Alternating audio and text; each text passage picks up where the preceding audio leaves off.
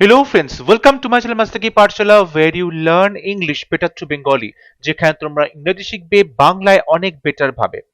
আজকে তোমাদের ক্লাসে পিএসসি ক্লার্কশিপ মেন্স 2024 এর জন্য ইংলিশ মক টেস্ট অর্থাৎ যে 50 মার্কসের তোমাদের টোটাল প্রশ্ন থাকবে ইংলিশ পেপারে সেই 50 মার্কসের আমরা প্রশ্ন নিয়ে আজকে একটি মক টেস্ট নিয়ে এসেছি। অর্থাৎ সেখানে রিপোর্ট রাইটিং থেকে প্রশ্ন থাকছে, প্রেসি থেকে প্রশ্ন থাকছে এবং ট্রান্সলেশন থেকেও প্রশ্ন থাকছে। তোমাদের পরীক্ষাতে যেরকম প্রশ্ন থাকবে এবং যে সময়ের মধ্যে তোমাদেরকে সেই প্রশ্নের আনসার লিখতে হবে, অর্থাৎ 30 মিনিটসের মধ্যে তোমাকে ইংলিশের 50 মার্কস এবং বাংলার 50 মার্কস লিখতে হবে। সো তোমরা বারবার করে আমাকে রিকোয়েস্ট করেছিলে যে মক টেস্ট নিয়ে আসতে, তোমাদের যে মেন্সের মক টেস্ট।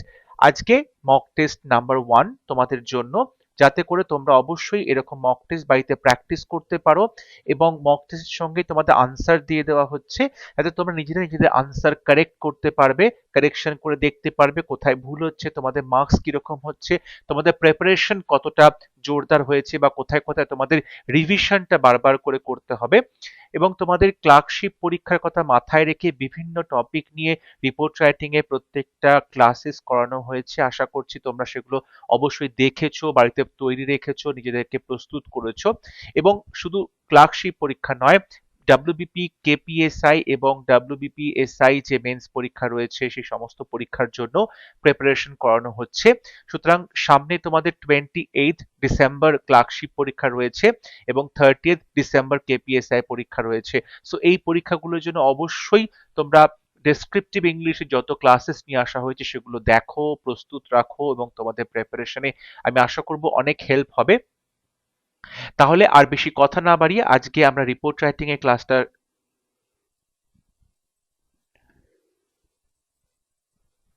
তাহলে আর বেশি কথা না এগিয়ে আমরা আজকে যে মক টেস্ট সেই মক টেস্ট শুরু করছি। 50 মার্কসের মক টেস্ট, যেটা পিএসসি ক্লার্কশিপ মেন্স 2024 এর ইংলিশ পেপারের জন্য গুরুত্বপূর্ণ English mock test. First question: Every year, a huge number of students are going abroad for higher education and jobs. Write a report on the exodus of bright students from our country. 15 marks রয়েছে। অর্থাৎ বলা হচ্ছে প্রত্যেক বছর huge number of students, অনেক বেশি সংখ্যায় ছাত্রছাত্রীরা আর গোয়িং অ্যাব্রড, তারা বিদেশে যাচ্ছে ফর হায়ার এডুকেশন, উচ্চশিক্ষার জন্য, অ্যান্ড জবস, চাকরির জন্য। Right a report on the Exodus of bright students, এই যে উজ্জ্বল সমস্ত ছাত্ররা বা বলতে পারো মেধাবী ছাত্রছাত্রীরা বিদেশ চলে যাচ্ছে আমাদের দেশ থেকে, সেটা নিয়ে একটা রিপোর্ট রাইটিং বলা হয়েছে 15 মার্কসের। এর সাথে আর একটা রিপোর্ট রাইটিং দেওয়া হয়েছে, write a report on environmental pollution caused by burning fire crackers, অর্থাৎ বাজি পোড়ানোর ফলে যে পরিবেশ দূষণ হচ্ছে সেটা নিয়ে রিপোর্ট রাইটিং লিখতে বলা হয়েছে। কজেস অফ এনভায়রনমেন্টাল পলিউশন, এই যে এনভায়রনমেন্টাল পলিউশন তার কারণগুলো কি, harmful effects of the fire crackers, এই ফায়ার ক্র্যাকার্স বা বাজি পোড়ানোর ফলে কি কি ক্ষতিকারক যে তার প্রভাব সেগুলো, laws implemented by the government, government কি কি ধরনের আইন এখানে প্রণয়ন করেছে, কনজারভেশন অফ এনভায়রনমেন্ট এবং পরিবেশকে কি করে রক্ষা করা যায়, এই পয়েন্টগুলো তোমার অবশ্যই এখানে উল্লেখ করতে হবে।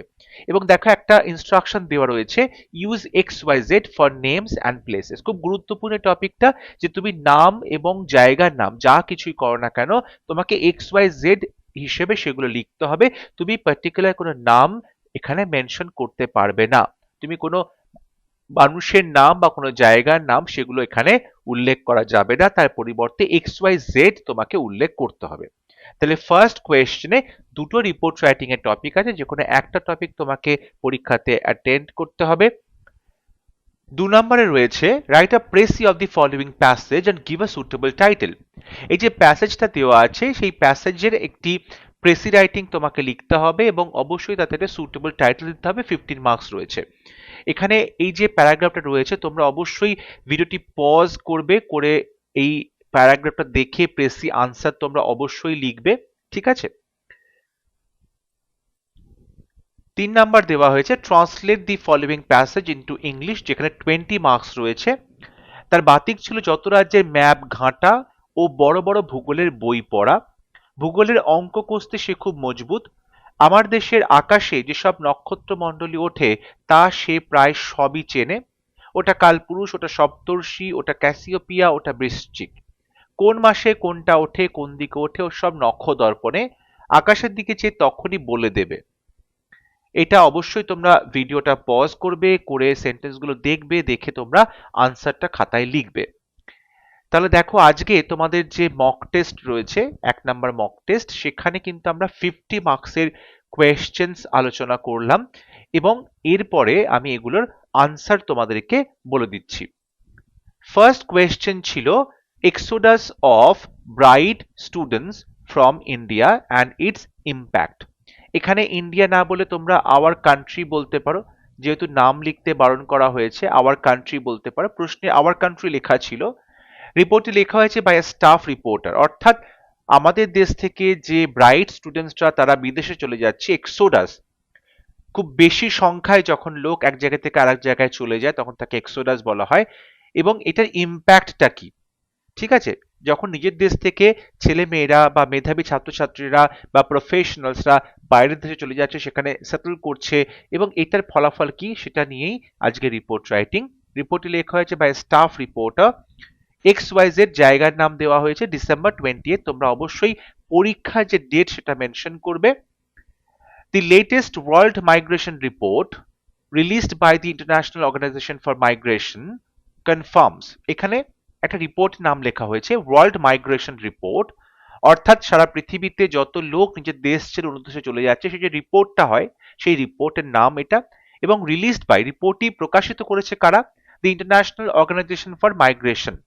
ঠিক আছে, এই অর্গানাইজেশন তারা কি করছে, তারা ওয়ার্ল্ড মাইগ্রেশন রিপোর্ট পাবলিশ করেছে এবং সেটা কনফার্ম করছে, সেটা পরিষ্কারভাবে বলা হচ্ছে that migration from our country is the highest two foreign countries, অর্থাৎ আমাদের দেশ থেকে বিদেশে যে সমস্ত লোকজন চলে যাচ্ছে, আমাদের দেশ ছেড়ে বিদেশে চলে যাচ্ছে, তার মধ্যে অবশ্যই আমাদের দেশ থেকে সব থেকে বেশি সংখ্যায় লোক চলে যাচ্ছে বিদেশে।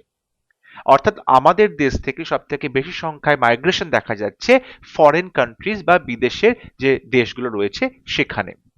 The phenomenon of exodus of bright students is driven by economic, social, political and environmental factors. The phenomenon of exodus, এই যে প্রচুর সংখ্যায় ব্রাইট স্টুডেন্টসরা তারা নিজের দেশ ছেড়ে অন্য দেশে চলে যাচ্ছে, এই যে ঘটনাটা ফেনোমেনন, এই ঘটনাটা ইজ ড্রিভেন বাই, এটা ঘটছে কেন, এটা চালিত করছে কারা, ড্রিভেন বাই ইকোনমিক অর্থাৎ অর্থনৈতিক, সোশ্যাল সামাজিক, পলিটিক্যাল রাজনৈতিক অ্যান্ড এনভায়রনমেন্টাল ফ্যাক্টরস, এবং পরিবেশগত একটা কারণ রয়েছে। অর্থাৎ অর্থনৈতিকভাবে কারণ রয়েছে, সামাজিকভাবে কারণ আছে, রাজনৈতিকভাবে কারণ আছে এবং অবশ্যই পরিবেশের দিক থেকেও কিন্তু কারণ রয়েছে, পরিবেশগত কারণ রয়েছে, যাতে করে ভারতবর্ষের বিভিন্ন যে ট্যালেন্টেড স্টুডেন্টসরা রয়েছে বা প্রফেশনালস রয়েছে তারা সবাই বিদেশে পাড়ি জমাচ্ছে, বিদেশে সেটেল করছে। এর পেছনে কিন্তু বিভিন্ন কারণ রয়েছে যেগুলো আমরা একের পর এক অ্যানালাইজ করব। The most significant reasons are quality education with research opportunities. সবথেকে গুরুত্বপূর্ণ যে কারণ, অর্থাৎ কেন ভারতবর্ষ থেকে ব্রাইট স্টুডেন্টসরা বাইরে চলে যাচ্ছে, সেই কারণের মধ্যে বলতে হয় কোয়ালিটি এডুকেশন, অর্থাৎ বাইরের দেশে তাদেরকে অনেক বেশি কোয়ালিটি এডুকেশন প্রোভাইড করা হচ্ছে উইথ রিসার্চ অপরচুনিটিস, সেখানে কিন্তু গবেষণা করার প্রচুর সুযোগ পাওয়া যাচ্ছে। ইকোনমিক স্টেবিলিটি, সেখানে অবশ্যই আর্থিক একটা স্থিরতা রয়েছে, ইকোনমিক স্টেবিলিটি রয়েছে এবং সেখানে বেটার জব অপরচুনিটিস রয়েছে। তারা পড়াশোনা শেষ করার পরে কিন্তু খুব সহজেই বেটার পেড জব তারা পাচ্ছে তাদের কোয়ালিফিকেশন অনুযায়ী। হাই স্কিলড যারা ওয়ার্কফোর্স রয়েছে তারা তাদের অনুযায়ী কিন্তু তাদের কোয়ালিফিকেশন অনুযায়ী চাকরি পাচ্ছে, বেটার জব অপরচুনিটি পাচ্ছে, বেটার এক্সপোজার হচ্ছে সেখানে। সো আর্থিক অর্থনৈতিক যে একটা স্থিরতা রয়েছে এবং তার পাশাপাশি জব অপরচুনিটিটাও খুব ভালো থাকে, লেস ট্যাক্স বার্ডেনস এটসেট্রা, এবং বিভিন্ন দেশে কিন্তু ইনকাম ট্যাক্স অনেক কম পে করতে হয় এমপ্লয়ীদেরকে সরকারিভাবে, তাহলে কি হয়, মানুষের যে ইনকাম সেটা বেশিরভাগটাই তার কাছে রয়ে যায় সেভিংস হিসেবে ভারতবর্ষে যেরকম ভাবে ট্যাক্স বার্ডেন রয়েছে সবকিছুর উপরে, তেমনটা বিদেশে অনেক দেশেই থাকে না। তার ফলে সেখানে যদি ছেলেমেয়েরা সেটেল করে, তাহলে তাদের ইনকামে একটা বড় অংশ ট্যাক্স হিসেবে তাদেরকে পে করতে হয় না। সো এই যে কারণগুলো রয়েছে, quality education, research opportunities, economic stability, job opportunities, less tax burdens, এই কারণের জন্যই ভারতবর্ষ থেকে ব্রাইট স্টুডেন্টসরা বিদেশে পাড়ি জমাচ্ছে। Moreover, polluted environment, political instability, poverty and unemployment are playing important push factors. দেখো, পুশ ফ্যাক্টরস আছে, পুল ফ্যাক্টরস আছে। পুল ফ্যাক্টর মানে পুল, কাউকে টেনে রাখা। অর্থাৎ ভারতবর্ষ তার ব্রাইট স্টুডেন্টদেরকে কি কি ভাবে টেনে রাখতে পারে, নিজের দেশে রাখতে পারে, তাকে বলে পুল ফ্যাক্টর। আর পুশ ফ্যাক্টর হচ্ছে যখন ভারতবর্ষ তার দেশের যে ব্রাইট স্টুডেন্ট তাদেরকে পুশ করছে বা ঠেলে বাইরে পাঠিয়ে দিচ্ছে, অর্থাৎ লোকজন বাধ্য হচ্ছে বাইরে চলে যেতে। কোন কারণের জন্য? বলছে পলিউটেড এনভায়রনমেন্ট, দূষিত যে পরিবেশ, পরিবেশ দূষণ, পলিটিক্যাল ইনস্টেবিলিটি, রাজনৈতিক অস্থিরতা, পভার্টি, দারিদ্রতা অ্যান্ড আনএমপ্লয়মেন্ট, এবং অবশ্যই বেকারত্ব, এইগুলো খুবই গুরুত্বপূর্ণ রোল প্লে করছে পুশ ফ্যাক্টর হিসেবে ইন এক্সোডাস অফ স্টুডেন্টস, ছাত্রদের এই যে বহির্গমন তার ক্ষেত্রে, and skilled workforce from our country, এবং আমাদের দেশ থেকে যে দক্ষ যে ওয়ার্কফোর্স রয়েছে, শ্রমিক, তারা চলে যাচ্ছে বাইরের দেশে। এই কারণগুলো কিন্তু তাদেরকে কি করছে, বাধ্য করছে, পুশ করছে, দূরে ঠেলে দিচ্ছে। ব্রাইট স্টুডেন্টদেরকে আমাদের দেশ থেকে দূরে ঠেলে দিচ্ছে, যাতে তারা বাইরে গিয়ে সেটেল করে, বাইরে কাজকর্ম করে। তাহলে আমরা ফার্স্ট প্যারাগ্রাফে বিষয়টা আলোচনা করলাম, এবং কোন কোন কারণ দায়ী থাকতে পারে সেটা একটা ওভারভিউ দেওয়া হলো, যেখানে economic reason, social, political, environmental factors রয়েছে। তারপরে প্যারাগ্রাফে কারণগুলো নিয়ে আলোচনা করলাম, কোন কারণের জন্য এক্সোডাসটা হচ্ছে, ব্রেন ড্রেন যেটাকে বলা হয়ে থাকে সেটা হচ্ছে। এরপরে আমরা আলোচনা করব যে এর ফলে আমাদের দেশের কি কি ক্ষতি হচ্ছে। ব্রেন ড্রেন বা এক্সোডাস অফ ব্রাইট স্টুডেন্টসদের জন্য আমাদের দেশে কি কি ক্ষতি হচ্ছে। Exodus of merit can affect a country's economic, social, educational. বলা হচ্ছে এই যে আমাদের মেরিট বা ট্যালেন্টের বা বলতে পারো প্রতিভা বাইরের দেশে চলে যাচ্ছে, এটা অ্যাফেক্ট করে একটা কান্ট্রির ইকোনমিক, অর্থনৈতিক, সোশ্যাল, সামাজিক, এডুকেশনাল, শিক্ষাগত অ্যান্ড পলিটিক্যাল পার্সপেক্টিভ, এবং রাজনৈতিক যে দৃষ্টিভঙ্গি সেগুলোকে ক্ষতি করে, সেগুলোতে তার একটা প্রভাব পড়ে। তাহলে আমরা বলছি যে অর্থনৈতিকভাবে দেশে ক্ষতি হচ্ছে, সোশ্যাল একটা প্রবলেম হচ্ছে, এডুকেশনাল একটা তার মধ্যে প্রভাব দেখা যাচ্ছে, পলিটিক্যাল ক্ষেত্রেও আমরা প্রভাব দেখতে পাই এই ব্রেন ড্রেনের জন্য। ইট মে রিডিউস ইকোনমিক গ্রোথ, এর ফলে কি হয়, আমাদের দেশের অর্থনৈতিক যে উন্নতি সেটা রিডিউসড হতে পারে, অর্থাৎ সেটা কমে যেতে পারে। ডিক্রিজ ট্যাক্স রেভিনিউ, এবং দেখো যে আমাদের দেশের যে ট্যাক্স রেভিনিউ, অর্থাৎ যদি সেই সমস্ত স্কিলড লেবার্স বা স্টুডেন্টসরা আমাদের দেশে কাজকর্ম করতো, চাকরি করছিল, তাহলে সেই ট্যাক্সটা তারা আমাদের সরকারকে পে করতো। কিন্তু এখন যেহেতু তারা বাইরের দেশে কাজ করছে, বাইরে সেটেল করছে, তাহলে সে ট্যাক্সটা যেটা সে পে করছে সেটা কিন্তু বাইরের দেশে সরকার পাচ্ছে, ইন্ডিয়ান গভর্নমেন্ট পাচ্ছে না। তাহলে ইন্ডিয়ার গভর্নমেন্টের ট্যাক্স রেভিনিউটা বা এই যে রাজস্ব আদায়, কর রাজস্ব আদায়, সেটা কিন্তু কমে যাচ্ছে। And foreign investments in education, এবং শিক্ষা ক্ষেত্রে ফরেন ইনভেস্টমেন্টস বা বিদেশি যে লগ্নি সেটা অনেকটা কমে যাচ্ছে। কারণ এখানে যেহেতু স্টুডেন্টসটা ভালো পাওয়া যাচ্ছে না, মেরিটোরিয়াস স্টুডেন্টসরা বাইরে চলে যাচ্ছে, তাই বিদেশি কোম্পানিগুলো এখানে ইনভেস্ট করতে চাইছে না এডুকেশনের ক্ষেত্রে। অ্যাজ এ রেজাল্ট, এর ফলে it will reduce the quality of education in future, এর ফলে যত ভবিষ্যৎ এগিয়ে আসবে তত দেখা যাবে শিক্ষার যে গুণগত মান, কোয়ালিটি, সেটা অনেকটাই কমে যাবে। The loss of merit can reduce a country's global influence, এবং যখন দেখা যাবে একটা দেশ থেকে সেই দেশের যারা ইন্টেলিজেন্ট লোকজন, যারা প্রতিভাবান লোকজন, যারা সেই দেশের অর্থনীতিকে, সমাজকে, ঠিক আছে, পলিটিক্সকে, সবকিছুকে তারা ইনফ্লুয়েন্স করতে পারে, তারা কন্ট্রিবিউট করতে পারে, সেই সমস্ত লোকজন যখন দেশ ছেড়ে বাইরে চলে যায়, তখন সেই দেশের কিন্তু গ্লোবাল ইনফ্লুয়েন্সটা কমে যায়, অর্থাৎ সারা পৃথিবীতে সেই দেশের যে একটা গুরুত্ব রয়েছে, ভূমিকা রয়েছে, সেটা কোথাও একটা গিয়ে ইনফ্লুয়েন্সড হয় বা হ্যাম্পার্ড হয়। তাহলে কিভাবে আমরা এই সিচুয়েশনটাকে ইমপ্রুভ করতে পারি? By increasing employment. এমপ্লয়মেন্ট অর্থাৎ কাজের সুযোগ করা, চাকরির সুযোগ বাড়ানো, ঠিক আছে? এমপ্লয়মেন্ট বাড়ানো, কাজের সুযোগ বাড়ানো, স্যালারি অ্যান্ড বেনিফিটস বাড়ানো, যথার্থ কাজের জন্য যথার্থ কোয়ালিফিকেশনের লোককে যথার্থ মূল্য দেওয়া, তার স্যালারি দেওয়া এবং তাকে অন্যান্য সুযোগ সুবিধাগুলো দেওয়া। ইমপ্রুভিং ওয়ার্ক এনভায়রনমেন্ট অর্থাৎ কাজের জায়গার যে পরিবেশ সেটাকে সুন্দর রাখা, তার উন্নতি করানো। অ্যান্ড ট্যাক্স ইনসেনটিভস এবং অবশ্যই ট্যাক্সে ছাড় দেওয়া, সেই সমস্ত কিছু করতে হবে। ইনভেস্টিং মোর ইন এডুকেশন, শিক্ষাক্ষেত্রে আরো বেশি করে লগ্নি দরকার, ইনভেস্টমেন্ট দরকার। রিসার্চ অ্যান্ড ডেভেলপমেন্ট, শুধু শিক্ষাক্ষেত্রে নয়, গবেষণা এবং যে ডেভেলপমেন্ট রয়েছে, রিসার্চ এবং ডেভেলপমেন্ট আর&ডি, সেখানে কিন্তু পুরোপুরিভাবে ইনভেস্টমেন্ট দরকার। অ্যান্ড ইনফ্রাস্ট্রাকচার, এবং সেটা কিভাবে তৈরি করা হবে, বিভিন্ন রকম যে বলতে পারো আমাদের পরিকাঠামো রয়েছে সেখানে ইনভেস্টমেন্ট বাড়ানো। এই সমস্ত যদি করা হয়, এখানে আমরা তখন দেখো সাবজেক্টস বলছিলাম যে এখানে কিছু কিছু আমরা ফ্রেজ যুক্ত করে সাবজেক্ট করছি, যে increasing employment, salary and benefits, improving work environment and tax incentives, investing more in education, research and development and infrastructure. এগুলো সব সাবজেক্ট হলো। এরপরে কি করা যেতে পারে, যে our country will be able, আমরা প্রথমে ফ্রেজেস যুক্ত করেছি, ঠিক আছে, ফ্রেজগুলো লেখা হয়েছে, এবং যদি এগুলোর মাধ্যমে কি করা যেতে পারে, আওয়ার কান্ট্রি, সাবজেক্ট হচ্ছে our country, will be able, আমাদের দেশ সমর্থ হবে, to reduce the brain drain, এই যে ট্যালেন্টেড ছেলেমেয়েরা, ট্যালেন্টেড প্রফেশনালসরা বাইরে চলে যাচ্ছে, এই ব্রেন ড্রেনটা অবশ্যই আমাদের কান্ট্রি সফল হবে রিডিউস করতে বা কমাতে। তাহলে এই পুরো যে রিপোর্ট, সেখানে কিন্তু আমরা প্রথমে কারণ বিষয়টা নিয়ে লিখেছি, তারপরে কি কি কারণের জন্য ঘটনাটা ঘটছে, তারপরে লিখেছি তার কি কি প্রভাব পড়ছে আমাদের দেশের উপরে, এবং সবার শেষে সলিউশন দেওয়া হয়েছে কিভাবে এটা আমরা কমাতে পারি। আশা করছি তোমরা রিপোর্ট রাইটিংটা বুঝতে পারছো। তোমাদের যদি কোনো প্রশ্ন থাকে অবশ্যই কমেন্টে লিখে পাঠাবে।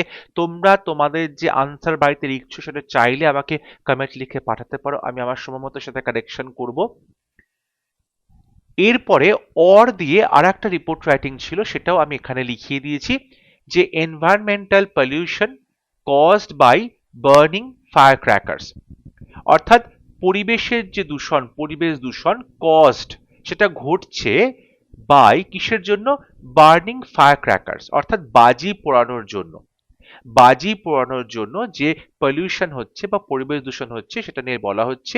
রিপোর্টে লেখা হয়েছে বাই আ স্টাফ রিপোর্টার, একজন স্টাফ রিপোর্টারের দ্বারা, XYZ ডিসেম্বর 28, তোমরা এখানে লিখবে।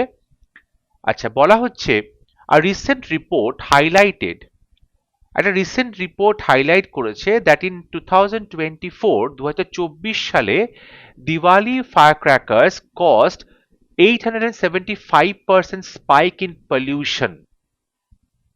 দিওয়ালিতে বা কালী পুজোর সময়তে যে বাজি ফাটানো হয়েছিল, তার ফলে পরিবেশ দূষণ 875% বেড়ে গিয়েছিল।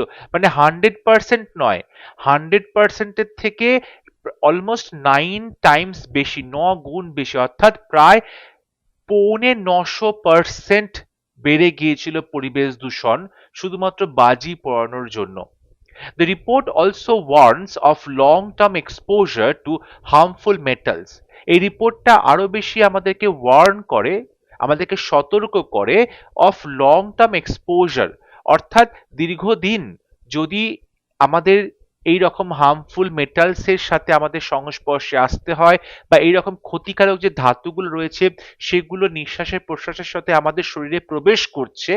এই মেটালসগুলো কি কি, ধাতুগুলো কি, যেমন কার্বন আছে, সালফার আছে, রিলিজড বাই ফায়ার ক্র্যাকার্স, এই যে বাজি পোড়ানোর পরে কিন্তু, ফলে কিন্তু এই গ্যাসগুলো নির্গত হচ্ছে, রিলিজড হচ্ছে। তাহলে রিপোর্টে আরো বেশি ভাবে আমাদেরকে সাবধান করছে যে বাজি পোড়ানোর ফলে যে হার্মফুল মেটালস বা গ্যাসগুলো নির্গত হচ্ছে, সেগুলো বেশি দিন আমরা নিঃশ্বাসের প্রশ্বাসের সঙ্গে গেলে সেটা অবশ্যই আমাদের ক্ষেত্রে খুব হার্মফুল হবে, আমাদের ক্ষেত্রে কিন্তু খুব ক্ষতিকারক হবে। তাই রিপোর্ট আমাদেরকে ওয়ার্ন করছে বা সতর্ক করছে। These toxic substances can cause breathing trouble.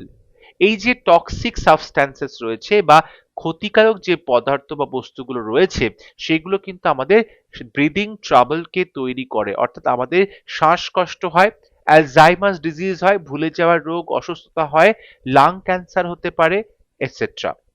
Loud sound emitted from the firecrackers causes noise pollution। এবং বাজি ফাটানোর ফলে যে লাউড সাউন্ড হয়, প্রচন্ড জোরে যে আওয়াজটা হয়, সেটা কিন্তু কি করছে, নয়েজ পলিউশন ঘটাচ্ছে বা শব্দ দূষণ ঘটাচ্ছে। বায়ু দূষণের সঙ্গে সঙ্গে শব্দ দূষণও কিন্তু ঘটছে। Remaining West of the crackers causes land pollution. এবং বাজিগুলোর পোড়ানোর পরে যে অবশিষ্ট অংশগুলো এদিক ওদিকে পড়ে থাকে, রিমেইনিং ওয়েস্ট, অবশিষ্ট যে বজ্র পদার্থগুলো রয়েছে, নোংরাগুলো পড়ে থাকে, সেটা কি করে, কজেস, সেটা ঘটায় ল্যান্ড পলিউশন, অর্থাৎ ভূমি যে দূষণ বা মাটি দূষণ, সেটা কিন্তু আমরা দেখতে পাচ্ছি।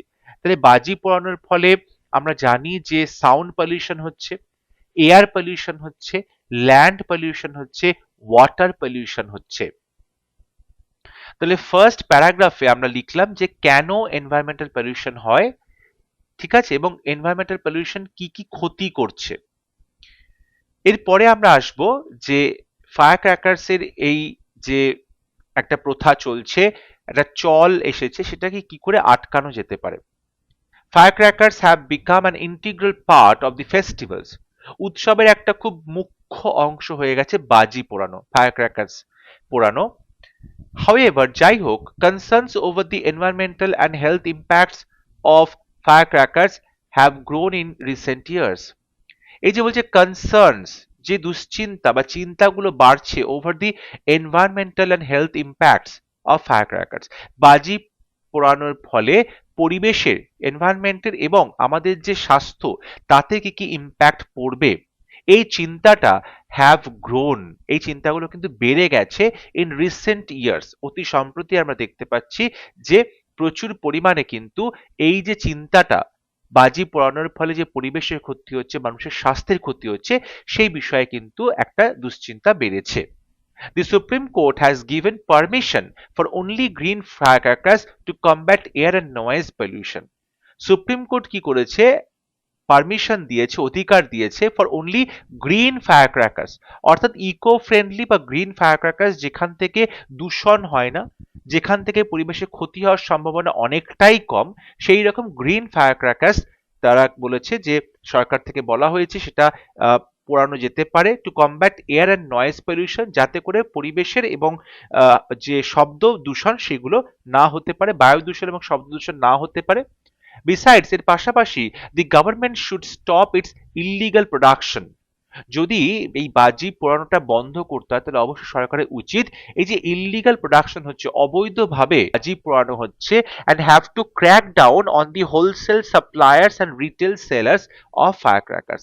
এবং শুধু যে অবৈধ যে কারখানাগুলো আছে প্রোডাকশন, যেখান থেকে বাজি তৈরি হচ্ছে, সেটা বন্ধ করতে হবে। এর পাশাপাশি যারা বিক্রি করছে, যারা এই যে প্রোডাকশনের পরে, বাজিগুলো প্রোডাকশনের পরে সেগুলোকে মার্কেটে নিয়ে আসছে, হোলসেল সাপ্লাই করছে, এবং সেখান থেকে রিটেল সেলাররা তারা কি করছে, দোকানে দোকানে নিয়ে গিয়ে বাজি বিক্রি করছে, এই জিনিসটা কিন্তু বন্ধ করতে হবে। এই জিনিসটা এখানে অবশ্যই বন্ধ করতে হবে, কারণ যদি না তোমার প্রোডাকশন বন্ধ হয়, যদি না তার ডিস্ট্রিবিউশন বন্ধ হয়, তাহলে তো ফায়ার ক্র্যাকার্স পোড়ানোটা থামবে না, বন্ধ হবে না। Awareness camps must be organised. বলা হচ্ছে সচেতনতা যে ক্যাম্প, সেটা অবশ্যই অর্গানাইজ করতে হবে। কিসের জন্য? About the ill effects and futility of burning firecrackers. এই সমস্ত ক্যাম্পস বা ক্যাম্পেইন, সেখানে অবশ্যই আলোচনা হবে ইল এফেক্টস, কুফল, and futility of burning firecrackers, যে বাজি পোড়ানোর ফলে অবশ্যই ইল এফেক্টস হয়, বাজে একটা প্রভাব পড়ে, ক্ষতি হয়, এবং ফিউটিলিটি, এটা অবশ্যই কিন্তু একটা ব্যর্থ ফায়ারক্র্যাকার, যেটা বলতে পারো যে তার কোনো গুরুত্ব নেই, এটা পুরোটাই কিন্তু পরিবেশের ক্ষতি করে, এটা কোনো উপকারিতা নেই, ঠিক আছে। The sensitization could be achieved through inclusion of a chapter in school advertisements and holding of seminars and workshops।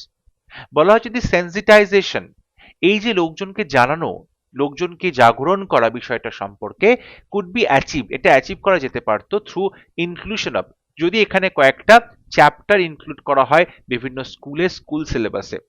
অর্থাৎ প্রথম থেকে যদি বাচ্চাদেরকে এই বিষয়টা সম্পর্কে অবগত করা যায়, তাহলে কিন্তু তারা অবশ্যই বাজি পোড়ানোর কথা ভাববে না। এবং এটা করা যেতে পারে অ্যাডভার্টাইজমেন্টের মাধ্যমে, বিভিন্ন বিজ্ঞাপনের মাধ্যমে এবং বিভিন্ন সেমিনার বা ওয়ার্কশপের মাধ্যমেও মানুষকে অনেক বেশি অ্যাওয়্যার করা যায় বা সচেতন করা যায়, যাতে তারা বাজিটা না পোড়ায়। এইখানেও আমরা দেখো যে রিপোর্ট রাইটিংটা লিখলাম, সেখানে প্রথম প্যারাগ্রাফে কি কারণ হয়, ঠিক আছে, এই কারণের ফলে কি কি ফলাফল হয়, এবং এই যে ফায়ার ক্র্যাকার্স গুলো ইনডিসক্রিমিনেটলি ব্যবহৃত হচ্ছে তার ফলে পরিবেশের ক্ষতির জন্য কি কি ক্ষতি হতে পারে সেটা লেখা হলো, এবং তারপরে লেখা হচ্ছে কিভাবে এটার মোকাবিলা করা যায় বা কিভাবে নিজেদেরকে সুস্থ রাখা যায়, সেই বিষয়ে কিন্তু এখানে আলোচনা করা হলো। নেক্সট কোয়েশ্চেন আমাদের প্রেসি রাইটিং ছিল। আমরা এবার প্রেসি রাইটিংটা ভালো করে পড়বো, প্রেসি প্যাসেজটা পড়ে সেটা বোঝার চেষ্টা করব, তারপর মেন যে সেন্ট্রাল আইডিয়া সেটাকে বোঝার চেষ্টা করব, তারপর সেন্টেন্সগুলোকে আন্ডারলাইন করব যেগুলো ইম্পর্টেন্ট সেন্টেন্স, এবং তারপরে আমরা প্রেসি যে রাইটিং সেটা নিয়ে আলোচনা করব। এখানে বলা হচ্ছে a king who was feeble and ill because of idleness asked for medicine from a doctor। বলা হচ্ছে একজন রাজা যে কিনা ফিবল ছিল বা খুব দুর্বল ছিল এবং ইল বা অসুস্থ ছিল, বিকজ অফ আইডলনেস, তার কুড়েমির জন্য, তার তার লেজিনেসের জন্য সে দুর্বল হয়ে পড়েছে, অসুস্থ হয়ে পড়েছে। তিনি আস্কড ফর মেডিসিন, তিনি মেডিসিন চাইলেন, ওষুধ চাইলেন, ফ্রম আ ডক্টর, একজন ডক্টরের কাছ থেকে। The doctor was wiser than the king, এই রাজার থেকেও কিন্তু ওয়াইজার বা জ্ঞানী ছিলেন এই ডক্টর নিজে। ডক্টর কিন্তু রাজার থেকেও অনেক বেশি জ্ঞানী ছিলেন, অ্যান্ড নিউ, এবং তিনি জানতেন that it was not medicine, যে কোনো মেডিসিন এ কোনো কাজ হবে না, but physical exercise that he needed. তিনি বুঝতে পেরেছিলেন যে এই যে রাজার জন্য কিন্তু শারীরিক যে একটা অভ্যাস, শারীরিক যে ব্যায়াম, ফিজিক্যাল এক্সারসাইজ, সেটা কিন্তু অনেক বেশি প্রয়োজনীয়। এখানে বলা হচ্ছে যে ডক্টর এতটাই জ্ঞানী ছিলেন যে ডক্টর রাজার কথা শুনে বুঝতে পারলেন অসুবিধাটা কোথায়। সেখানে কিন্তু উনি জানেন যে এখানে কোনো মেডিসিন দেওয়া হয়নি, কিন্তু এখানে শুধুমাত্র ফিজিক্যাল এক্সারসাইজ বা শারীরিক যে বলতে পারো ব্যায়াম করা, সেটা করতে বলা হয়েছে। The doctor therefore brought the king two heavy clubs of strange kind of wood, এবং ডক্টর সেই জন্য কি করলেন, নিয়ে আসলেন, রাজাকে দিলেন দুটো হেভি ক্লাবস। ক্লাব বলতে যে লাঠিগুলো থাকে, ভারী ভারী লাঠি, যেটা বলতে পারো গলফ খেলাতে কাজে লাগতে পারে, সেরকম দুটো লাঠি, ক্লাবস, স্টিক নিয়ে আসলেন। এবং সেই ক্লাবস গুলো তৈরি করা হয়েছে অদ্ভুত ধরনের একটা কাঠ দিয়ে। অ্যান্ড টোল্ড হিম, এবং রাজাকে বললেন that those clubs held the medicine for his cure. বলছে এই যে দুটো লাঠি নিয়ে এসে দেওয়া হলো ক্লাবস, তার মধ্যেই কিন্তু আপনার এই যে অসুস্থতা, আপনার যে শরীর খারাপ দুর্বল, তার মেডিসিন লুকিয়ে আছে। হি আস্কড দ্য কিং, তিনি রাজাকে বললেন to grasp them by hands, যে আপনি শক্ত হাতে এই দুটো লাঠিকে ধরবেন, and swing them about till his hands became moist from the exercise. বলছে আপনি তাদেরকে ততক্ষণ ঘোরাবেন, হাতে করে সেই লাঠিগুলোকে ঘোরাবেন, টিল, যতক্ষণ না হিজ হ্যান্ডস বিকেম ময়েস্ট, যতক্ষণ না আপনার হাতগুলো কি হয়, দুর্বল হয়ে যায়, এবং হাতগুলো কি হয়, ময়েস্ট হয়ে যায়, অর্থাৎ ঘাম ধরে যায়, হাতগুলোতে ঘাম ঝরতে শুরু করে ফ্রম দি এক্সারসাইজ, এই ব্যায়াম করার ফলে। অনেকটা বলতে পারো মুগুর ভাজা যাকে বলে, ভারী ভারী দুটো কাঠ নিয়ে কি করা হচ্ছে, একবার পিঠের ওপরে তোলা হচ্ছে, আবার সেখান থেকে নামানো হচ্ছে, এই রকম করা হচ্ছে, এবং এটা করতে গিয়ে অবশ্যই ঘাম হবে রাজার। তো বলা হলো যে যখন আপনার হাতগুলো ঘামছে ততক্ষণ পর্যন্ত কিন্তু আপনি এরকম ভাবে কাঠগুলোকে চালিয়ে যাবেন। The moisture, the doctor said, এবং এই যে হাতে ঘামগুলো হচ্ছে, ডক্টর বললেন, would make the medicine act. বলছে যতই আপনি ঘামবেন তাহলে কি হবে, আপনার ওষুধটা কিন্তু কাজ করবে ভালো, would make the medicine act. যত আপনি বেশি ঘামবেন, ময়েশ্চারটা আপনার ওষুধটাকে তত বেশি কাজ করাতে সাহায্য করবে। হি ওবেড দি ডক্টর, রাজা কি করলেন, ডক্টরের কথা, ডাক্তারের কথা খুব ভালো মতো শুনলেন। And each day he was seen in the open air and at certain hours working manfully with his magic clubs। And each day, এবং প্রত্যেক দিন হি ওয়াজ সিন, তাকে দেখা গেল ইন দি ওপেন এয়ার, খোলা মাঠে তিনি কি করছেন, অ্যাট সার্টেন আওয়ার্স, একটা নির্দিষ্ট সময়ে, working manfully with his magic clubs, তিনি কি করছেন, যথেষ্ট ভালো মতো আশ্চর্যজনকভাবে কাজ করছেন তার এই যে জাদু ক্লাবস সেগুলো নিয়ে, অর্থাৎ মুগুর ভাজছেন যাকে বলা হয়। হিজ মাসেলস গ্রিউ স্ট্রং, ধীরে ধীরে তার হাতের যে মাংসপেশি সেগুলোও খুব শক্ত হলো। হিজ হেলথ ইমপ্রুভড, তার স্বাস্থ্যর উন্নতি ঘটলো। And he greatly praise the medicine for the clubs and the wisdom of the doctor.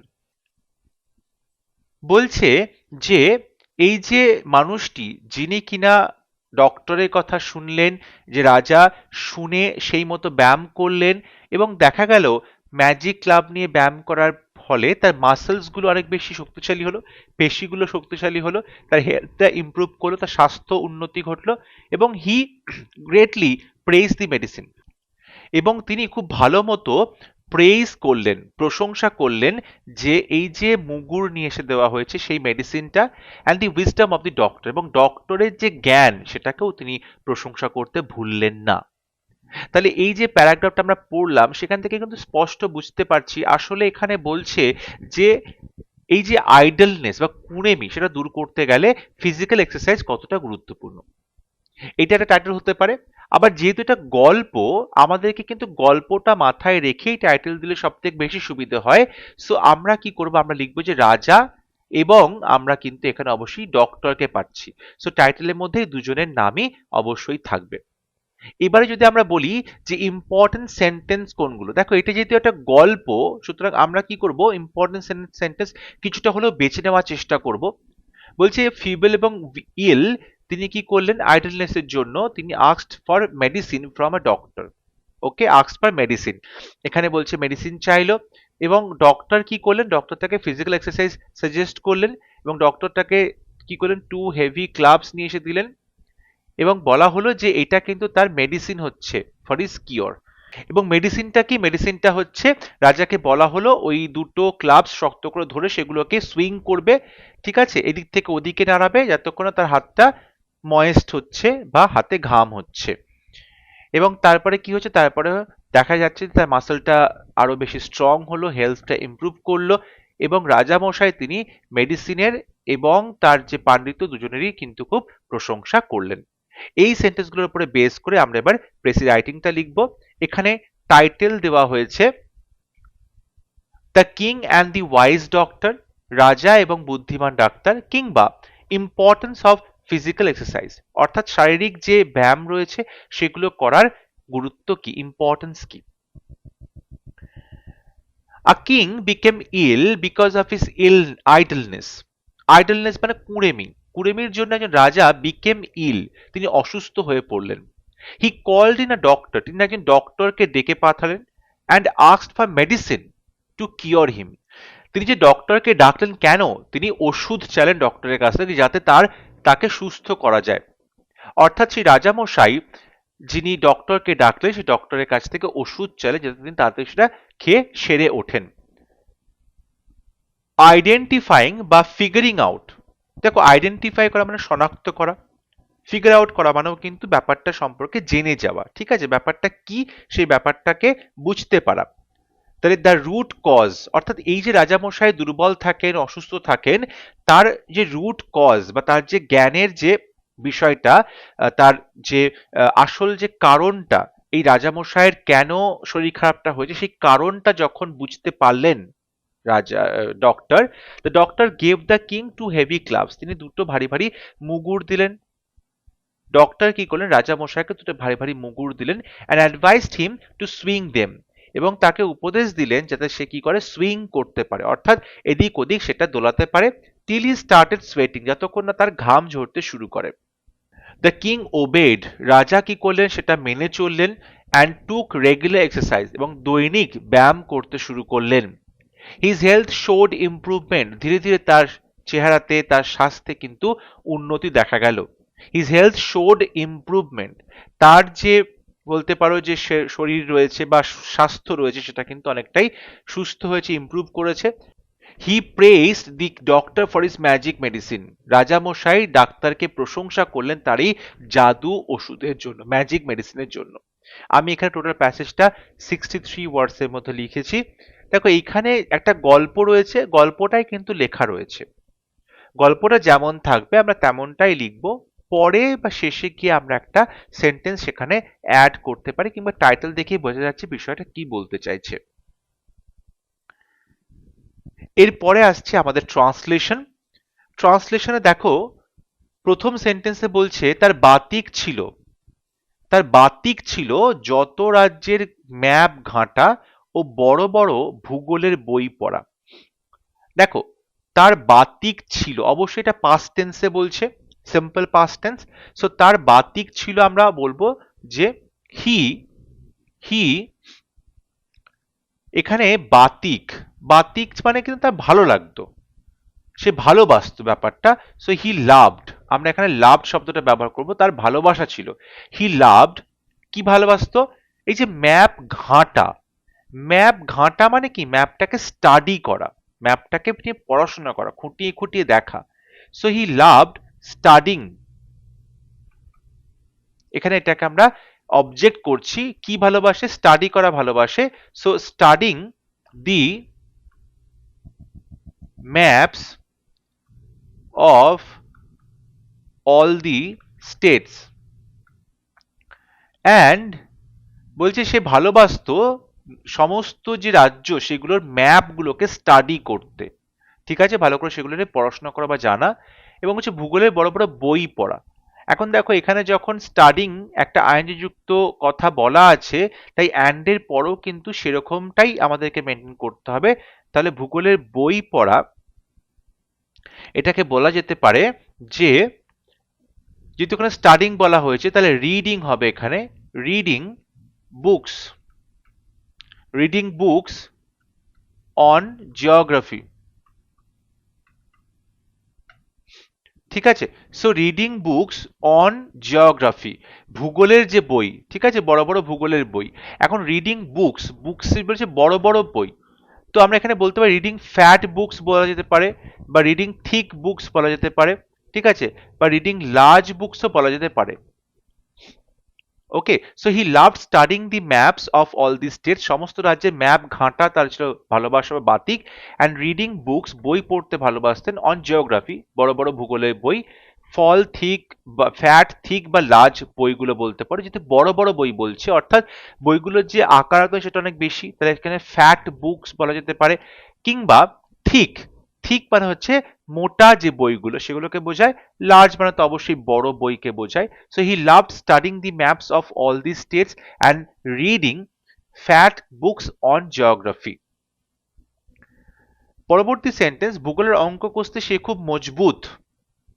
ভূগোলের অঙ্ক কষতে সে খুব মজবুত, তার মানে সে মজবুত ছিল, তার মানে সে মজবুত ছিল।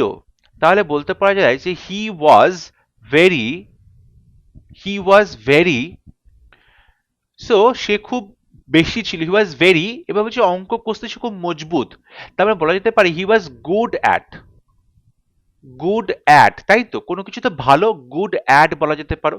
কিংবা স্ট্রং বলা যেতে পারে, strong in, he was strong in, he was very strong in, ঠিক আছে, স্ট্রং এর পরে ইন বসে, মানে কিসে সে মজবুত।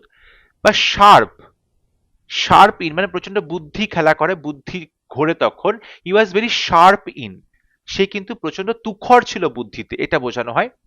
বা এফিশিয়েন্টও বলা যেতে পারে, এফিশিয়েন্ট, এফিশিয়েন্ট ইন, ঠিক আছে, সে খুব মজবুত, এফিশিয়েন্ট ইন। বা বলতে পারো স্কিলড ইন, স্কিলড ইন, ঠিক আছে, অর্থাৎ হি ওয়াজ ভেরি গুড অ্যাট, কিংবা স্ট্রং ইন, কিংবা শার্প ইন, কিংবা এফিশিয়েন্ট ইন, কিংবা স্কিলড ইন। এখন দেখো এখানে বলা যায় স্কিলড ইন, এবং এখানে আরেকটা শব্দ বলা যেতে পারে adept, adept at, A D E P T, adept at হয়েছে। So he was very strong at, strong, very good at, strong in, sharp in, efficient in, skilled in, adept at, adept মানে হচ্ছে সে খুবই তুখর। তাহলে হি ওয়াজ ভেরি, সে ছিল খুব, খুবের জন্য আমরা এতগুলো ফ্রেজ লেখা হলো। সে খুব কি ছিল? মজবুত ছিল। কি করতে? ভূগোলের অঙ্ক কষতে। তাহলে এখানে অঙ্ক কষা, তাহলে আমরা বলতে পারি সলভিং সলভিং ম্যাথস প্রবলেমস, অর্থাৎ ভূগোলের অঙ্ক কষছে, তাহলে এখানে ম্যাথস প্রবলেম বলা যেতে পারে, solving maths problem of geography, অর্থাৎ জিওগ্রাফি সাবজেক্টের ক্ষেত্রে কিন্তু এটা বলা হচ্ছে, solving maths problems of geography. জিওগ্রাফির এই যে ম্যাথের প্রবলেম রয়েছে সেগুলো কিন্তু সে খুব ভালো মতো সলিউশন তার করতে পারতো। এখানে ম্যাথস প্রবলেম না বলে যদি বলা হয় যে ম্যাথমেটিক্যাল প্রবলেমস, সেটাও কিন্তু কারেকশন হবে। সো বলা হচ্ছে he was very good at, strong in, sharp in, efficient in, skilled in কিংবা adept at solving maths problems of geography. বা এখানে বলা যেতে পারে math problems related to geography, মানে অফের বদলে বলা যেতে পারে রিলেটেড টু জিওগ্রাফি, অর্থাৎ ভূগোল সংক্রান্ত যে অঙ্কগুলো রিলেটেড টু জিওগ্রাফি। নেক্সট সেন্টেন্সে বলছে আমাদের দেশের আকাশে যেসব নক্ষত্রমণ্ডলী ওঠে তা সে প্রায় সবই চেনে। তার মানে সে সবই চেনে, মানে সে সবই জানতো, তাহলে হি নিউ, ঠিক আছে। বা বলতে পারো হি কুড আইডেন্টিফাই,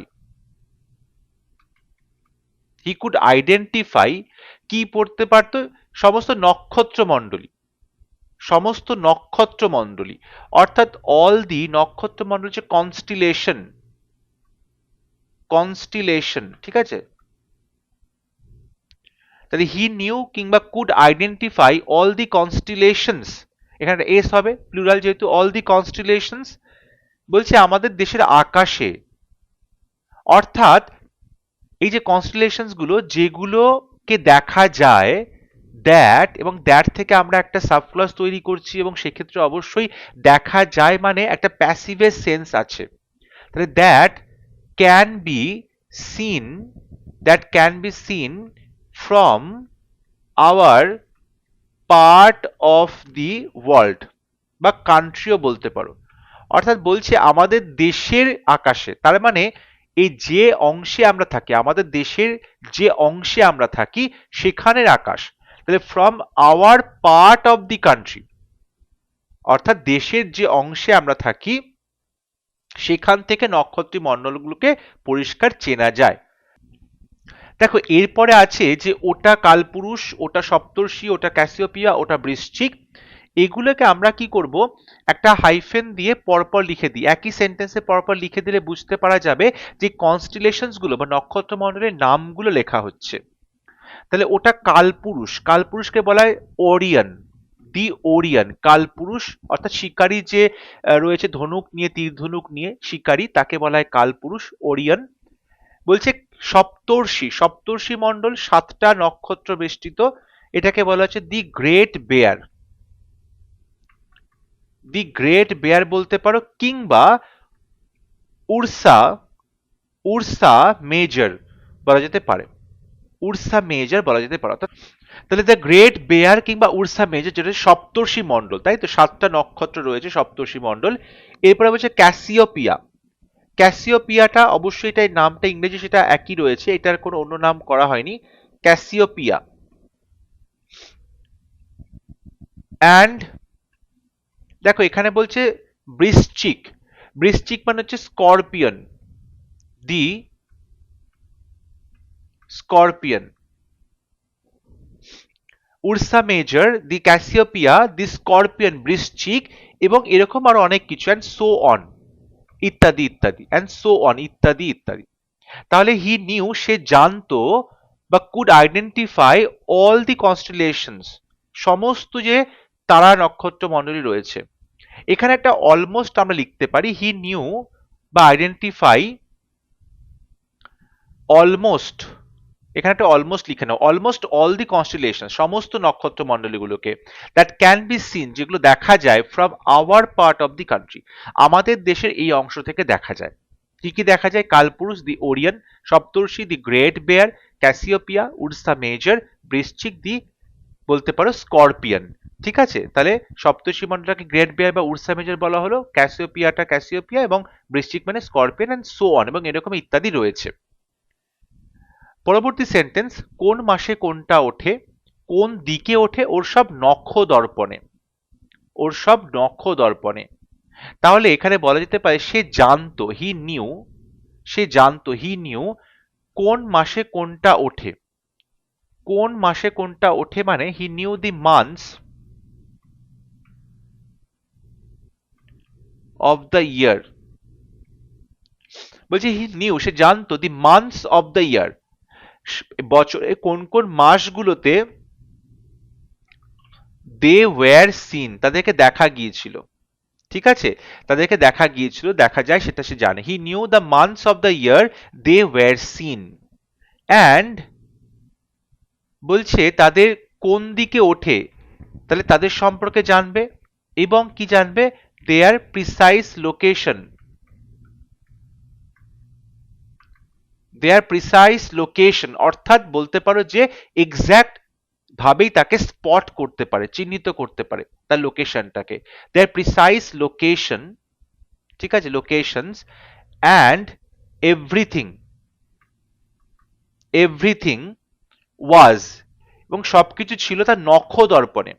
ওয়াজ নখ দর্পণে, অ্যাট হিজ, একটা আমরা ইডিয়াম ব্যবহার করছি, ফিঙ্গার টিপস, নখ দর্পণে অ্যাট হিজ ফিঙ্গার টিপস। তাহলে কোন মাসে কোনটা ওঠে, কোন দিকে ওঠে।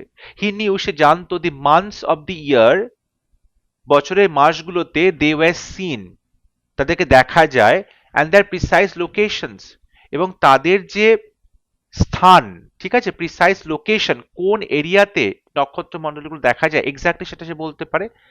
আর কি পারে, and everything was at his finger tips, এবং সবকিছুই মোটামুটি তার নখ দর্পণে, অ্যাট হিজ ফিঙ্গার টিপস বা নখ দর্পণে রয়েছে।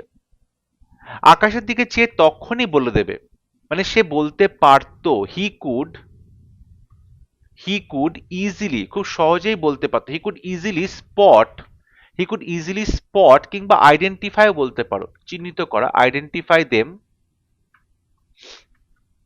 ইনস্ট্যান্টলি, তখনই বলে দেবে, ইনস্ট্যান্টলি, যে মুহূর্তে তাকাবে সেই মুহূর্তেই বলে দিতে পারবে।